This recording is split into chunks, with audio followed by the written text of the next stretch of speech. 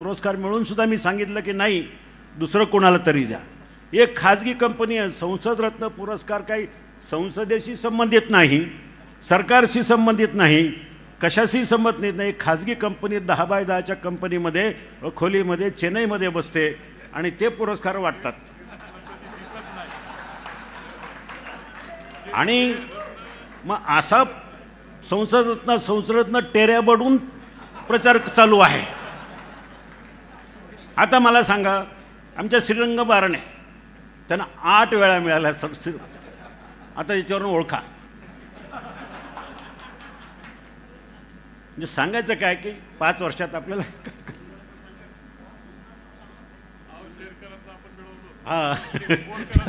आमदार साहेब सांगतील ते कसं आहे.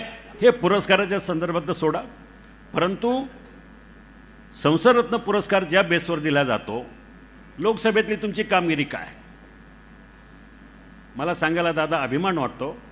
माझ्या पहिल्या 5 वर्षाच्या टर्ममध्ये आणि सध्याच्या खासदाराच्या पहिल्या 5 वर्षाच्या टर्ममध्ये प्रश्नाची संख्या, डिबेटची संख्या, त्यांचे प्रश्न आहेत 621, माझे प्रश्न आहेत 1365 पहिल्या 5 वर्षांमध्ये. मी कधी बोललो नाही असं, कारण मला ते तेवढं जमत नाही बच्चनगिरी करायला. पण लोकांना माहिती आहे, लोकसभेचं रेकॉर्ड उपलब्ध आहे. ह्या सगळ्या गोष्टीच्या पार्श्वभूमीवर आता ही निवडणूक सगळ्यात दृष्टीने महत्त्वाची आहे. मला आपल्या सगळ्यांना विनंती करायची, तुम्ही सगळ्यांनी मला पाहिलं 20 वर्ष, 2 दशकं मी कधी लवाडी केली नाही, मी कधी खोटा प्रचार केला नाही, मी कधी दुसऱ्यानं केलेली कामं ते आपल्या नावावर सांगितली नाही. मी प्रामाणिकपणे दादा काम करत असताना मी असं म्हणालो नाही की मी पुढच्या काळामध्ये निवडून आल्यावर पुन्हा आपल्याकडे येऊन दादा मी माझा राजीनामा घ्या, मला वेळ नाही धंद्यामधून, असं म्हणणार नाही. कारण मी एकदा लोकांच्या सेवेचं व्रत घेतलं आहे, ते मी शेवटपर्यंत पूर्ण करेल एवढीच या ठिकाणी मी आपल्याला ग्वाही देतो. आज मोठ्या संख्येने माझे सगळे सहकारी या ठिकाणी आपल्या पक्षामध्ये प्रवेश केलेला आहे.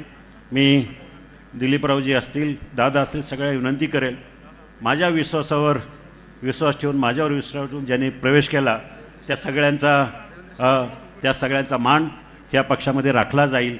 आणि मी सुद्धा माझ्या पद्धतीनं ह्या पक्षाशी प्रामाणिकपणे राहून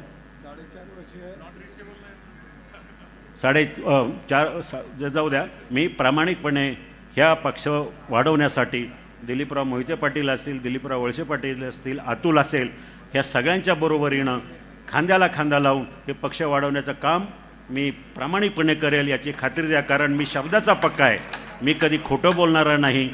मी देवेंद्रजींना माहिती आहे, ते आम्ही अनेक वर्ष बरोबर काम केलेलं आहे. मी ह्या निमित्तानं आपल्या सगळ्यांना मनापासून विनंती करतो की येणारी निवडणूक आपल्या सगळ्यांच्या दृष्टीनं प्रतिष्ठेची आहे, महत्त्वाची आहे. भूलतापणा बळी पडू नका.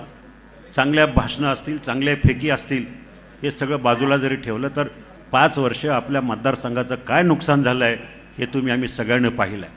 माझ्या शिरूर तालुक्यातली लोकं आहेत, हवेलीमधली लोकं आहेत, सगळी या ठिकाणी उपस्थित आहेत. जेव्हा जेव्हा मी तिथं कुठल्याही गावात प्रचाराला जातो, गावभेटीला जातो, लोकांची भाषणाची सुरुवात अशी असते की दादा आम्ही चुकलो, आमच्याकडनं चूक झाली, अशाच प्रकारे प्रत्येक गावोगावी लोक म्हणतात. आणि म्हणून मला आपल्याला सगळ्यांवर जबाबदारी आहे की अजितदादा यांचं स्थान महाराष्ट्रामध्ये तर मोठं आहेच आहे, पण त्यांना भक्कम पाठिंबा देण्यासाठी, त्यांचे हात बळकट करण्यासाठी ह्या शिरूर लोकसभा मतदारसंघातून त्यांच्या आवडीचा खासदार निवडून द्या एवढीच